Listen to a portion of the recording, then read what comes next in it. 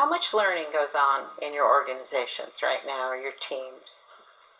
Could I get anyone that feels good about the amount of learning going on? Isn't that horrifying? Isn't that horrifying?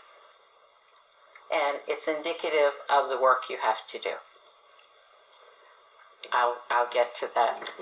But just think about that for a moment. How can you survive if you are not learning from experience?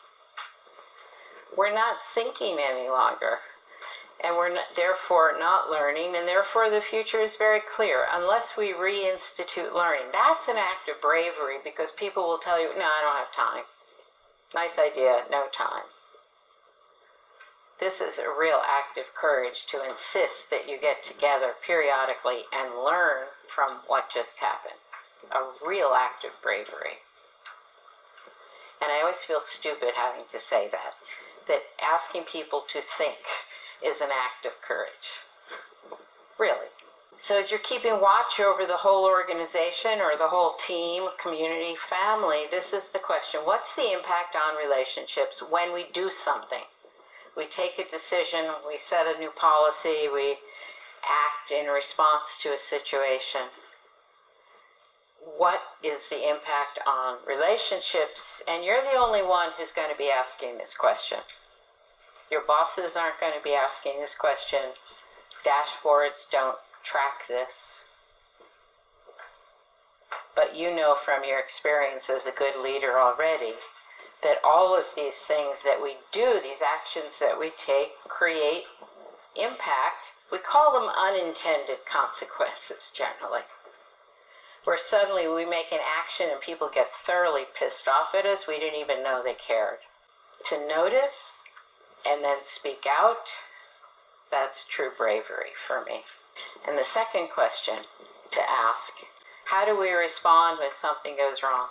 Please answer the question right now. Think about your own work, organizational setting. What happens when something goes wrong? Hide it. Yeah, hide it. These are all critical things. What was here? To learn. That is the only right answer.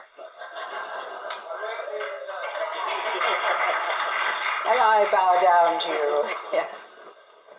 How many times when something goes wrong in your part of the organization do people gather together and try and learn from it? And then apply those learnings so we don't get engaged in Einstein's definition of stupidity. Doing the same thing twice and expecting different results. What I see happens, you've covered it all, I'm just going to review what I heard. People either restructure, blame, I'm going to talk about that specifically, hide it. Maybe they deny that anything went wrong, or they try and get attention off of it and start something new. All of that learning from experience, which any other living system would engage in, all of that is just disappearing because of time, politics, this culture of lying, opinions only, polarized relationships. You can see where this culture acts against creating the conditions for learning. My greatest experience with learning was a moment when I was working in the U.S. Army. I had this wonderful position of working for the head of the U.S. Army. But what I learned there is what I want to describe to you. It was a learning event which involved tank warfare. So the troops had been training for months and months at this huge desert area, and it was going to be a battle, not with live ammo, but a real battle in which it would appear on your screen whether you'd just been, if you'd been ambushed, that was a physical reality, you drove a certain way and another tank was there getting ready to kill you, and then you'd get the information on your screen. Well, you've just lost 3 men, or you've just been injured, whatever.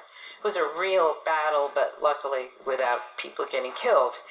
And the commanding general, we were up on the top of a hill where we could see this huge landscape before us, and we could see the tanks way down there, all the battle maneuvering. And the commander of the whole multi-million-dollar learning operation, was walking around that morning, rubbing his hands with glee, saying, a lot of learning going on down there, a lot of learning going on down there. I have never had that experience with a senior leader again. That when something goes wrong, it's not a lot of learning going on here, but instead, how can I restructure? Who can I blame? Who's responsible? I'm not, but who else is responsible? Later that morning, I was sitting with a colonel, all excited that I'd finally found a learning organization. We'd been talking about it for years, several of us, but this was the first time I saw learning in action. And there were other things they were doing that made me relish the fact that I'd discovered a learning organization. So I'm having coffee with this colonel, and I say, this is the first learning organization I've ever been in. And he just looked at me. He was rather complimented by that. And he said, Meg, we learned a long time ago, it's better to learn than be dead.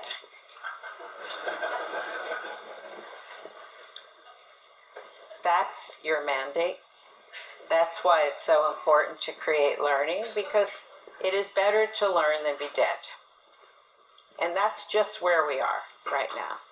Just where we are. We can't keep going on with this destruction of the human spirit. People's capacity, people just signing out, just really in this culture of blame.